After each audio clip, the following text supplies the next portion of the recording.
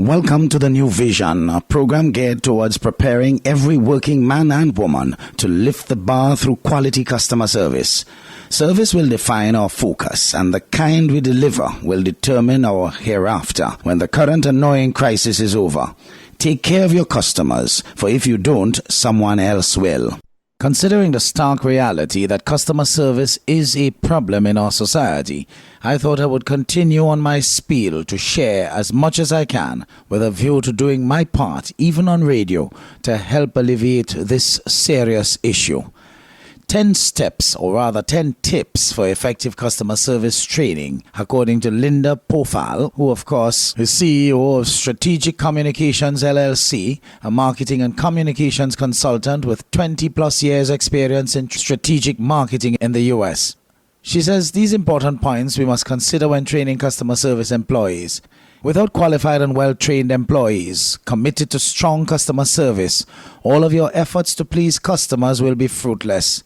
Customer service training has become a popular way for service organizations to provide employees with the information they need to meet customer needs. It should not, however, be considered a one-time or annual event.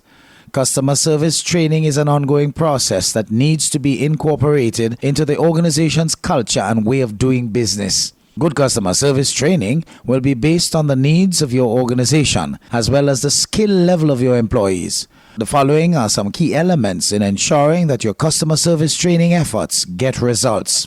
1. Start with the end in mind.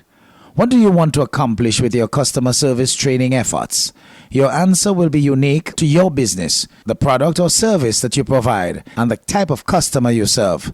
For example, if you run a dry cleaning business, your expectation may be that customers are greeted promptly when they come into your store, that clothing is cleaned to their specifications, and any problems or issues are resolved according to prescribed policies and practices that have been clearly communicated to customers.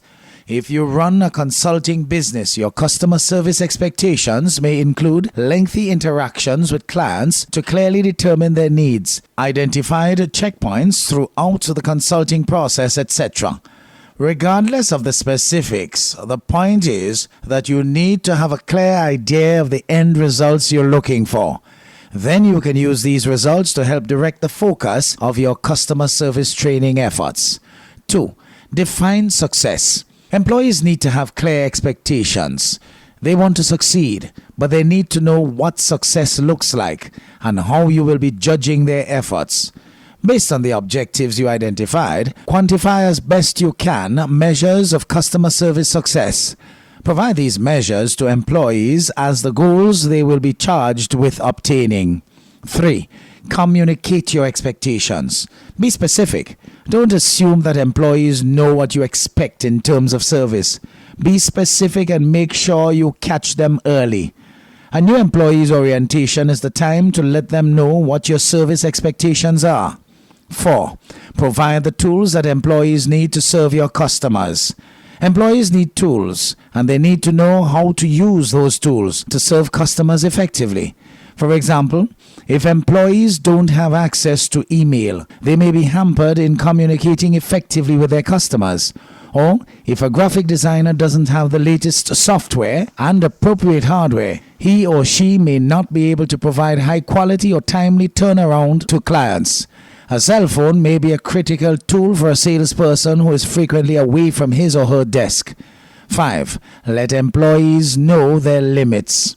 Your employees need to know your policies and practices with regard to satisfying customers and responding to complaints. The more flexibility you're able to offer and the more clearly you communicate these guidelines, the better able employees will be to meet customer needs. Customers benefit too when employees are able to resolve situations on the spot instead of having to talk to my manager.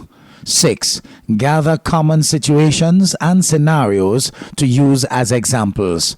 Your customer service training should be real. Examples gathered from the real-life experience. If your employees can help to highlight bad, good, better, best examples of working with clients and customers, involve employees in providing training. Enlist the aid of your most service-successful employees in training and coaching others. 7. Role play common challenging situations. Provide employees with an opportunity to practice their responses. Then, when a real situation occurs, they will have a higher comfort level about their ability to respond effectively. 8. Encourage employees to talk to their worst nightmare customers. Customers who are most demanding, who complain the loudest, or who are hardest to please can be a rich source of information in your customer service improvement efforts. After all, if you can please these tough customers, you should be able to consistently delight your average customers. Behind the complaints and the demands, you'll often find very valid points and issues that you can use to improve service. Resist the urge to ignore the tough customers. Consider them your best resource for good information on service improvement. 9. Share failures, celebrate successes. Don't just focus on successes. Don't just point out failures. You need a good balance of both failure and success stories to build a strong service culture. Staff can learn from their own failures as well as the failures of others. Treat each failure not as an opportunity to punish staff, but as an opportunity to learn. Why did the failure occur? What could be done differently next time to avoid such a failure? What lessons might other staff members learn to avoid these issues? Similarly, take time to celebrate your successes and to share these success examples with all employees. Sometimes the best customer service training for the staff can be a good debriefing of either a positive or negative customer situation. These debriefings can also be good opportunities for role playing. 10. The most effective training? The example you set. Your staff will watch not only how you interact with customers, but what you say about your customers.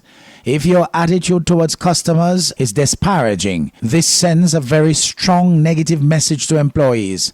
Make sure you're being a strong role model, both in word and deed. You've just been part of the New Vision, a quality customer service focused program established to help lift the standard and quality of service we provide to our customers. The way to gain a good reputation in the service industry is to be what you desire to appear. Join me tomorrow, God willing, right here for more.